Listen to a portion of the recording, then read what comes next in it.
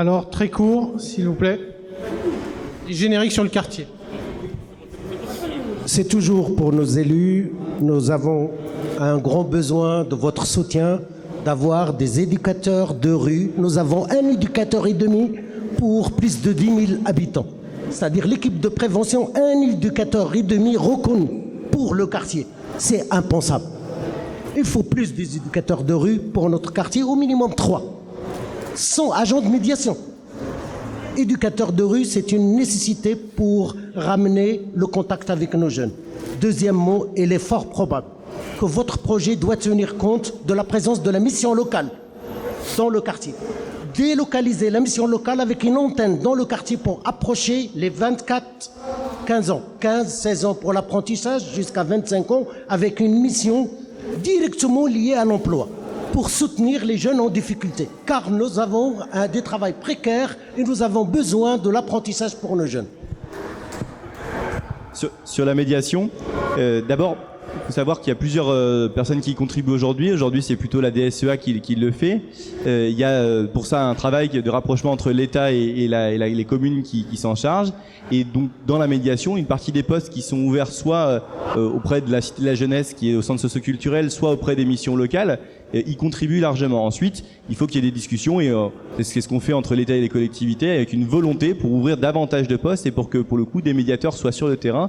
Ça dépend aussi des collectivités, c'est ce que rappelait Othman sur la volonté politique de Grand Châtellerault par rapport à la volonté politique de Grand Poitiers pour y contribuer. Naturellement, je pense que plus il y a de médiateurs, moins il y a de soucis, plus il y a de gens qui sont sur le terrain, qui connaissent les habitants et qui permettent de surmonter toutes les difficultés auxquelles on est collectivement confrontés. Moi, ce que je veux vous dire, c'est que je fonctionne pas par les grandes promesses, par les choses qui, finalement, on vient vous appâter un petit peu tous les 5 ans par les élections. Je fonctionne par l'exemple. Ma permanence parlementaire, elle a été installée dès le premier jour aux 3 cités. Ça a été une vraie maison de service public. Il y a des milliers de personnes qui sont passées pour régler des difficultés administratives de toutes sortes. Il s'agit de titres de séjour, il s'agisse d'aides sociales auxquelles elles avaient le droit et qu'elles n'avaient pas réclamé et auxquelles elles auront droit de toute façon puisque le versement automatique des prestations sociales sera voté si nous avons une majorité.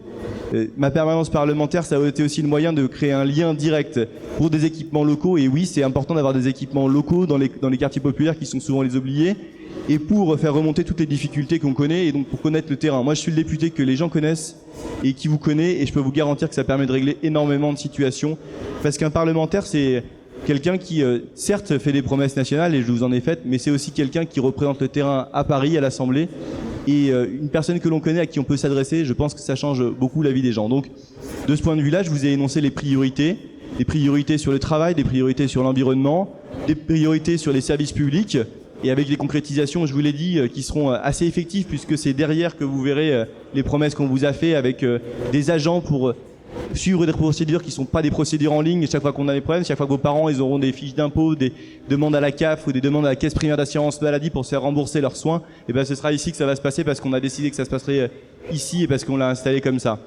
Donc moi je suis le député des promesses tenues et le député des quartiers populaires parce que j'y suis et parce que j'y suis déjà depuis 5 ans. Bien, excusez-moi, je vais me lever pour la conclusion parce que je vois pas les messieurs du fond. Pour répondre à la question de la médiation culturelle, encore une fois, l'appauvrissement de l'accompagnation et de la médiation culturelle, c'est un choix de société. Quel est le choix qui a été fait ces dernières années? C'est le tout répressif et pas le tout éducatif. Au lieu de mettre des éducateurs spécialisés, on envoie la BAC. Et comme ça, c'est plus facile. Nous, on propose de refonder la police, une police de proximité et surtout de renforcer les personnels éducatifs parce que non, les quartiers populaires méritent bien mieux qu'un simple outil de répression qui s'oppose à eux. Ils n'ont pas besoin de policiers de la BAC, ils ont besoin d'éducateurs qui les accompagnent et qui leur proposent des choix d'avenir. Ils ont besoin d'une école qui leur assure un enseignement de qualité et une possibilité derrière de pouvoir avoir un parcours d'études qu'ils souhaitent tout simplement. Donc ça, encore une fois, c'est un choix de société, les moyens ils sont là, soit on préfère les mettre dans l'accroissement du nombre de policiers, soit on choisit de réformer et de changer la police et d'augmenter le nombre d'éducateurs spécialisés. Alors, je vais rebondir quand même sur ce qui a été dit, toutes les réformes et les mesures qu'on propose, elles ont été chiffrées. Notre programme, il est complet, on a 35 livrets sur chaque thème que je vous invite à aller voir, c'est sur le site de la nouvelle Union populaire écologique et sociale. la majorité ensemble n'a qu'un recto verso, on connaît pas encore bien le programme. Nous, il est chiffré, c'est un choix de société qu'on vous propose, un choix de transition. Et ces élections législatives, elles sont fondamentales. C'est le 3e tour, c'est-à-dire que le gouvernement dirige et conduit la politique de la nation. Si on a une majorité à l'Assemblée, on appliquera notre programme. Donc il ne faut pas se démobiliser. Pour les quartiers populaires, pour toutes ces mesures et ces réformes qu'on vous propose, mobilisez-vous, allez voter. C'est le moment où les choses peuvent changer.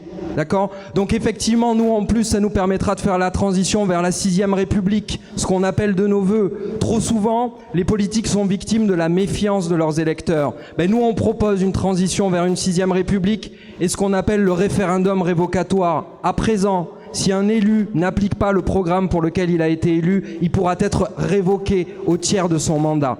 Donc non, ce n'est pas des fausses promesses qu'on propose, elles ont été chiffrées, mais c'est un choix de société. Un choix de société qui vise à réduire les inégalités sociales, à réimplanter du service public. Pourquoi ? Parce que les services publics, c'est votre propriété, c'est le patrimoine de ceux qui n'en ont pas. Et aujourd'hui, c'est sur ça qu'on doit se concentrer.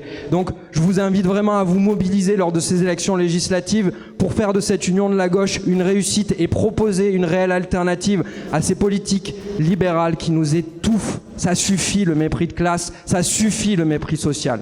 Merci à vous.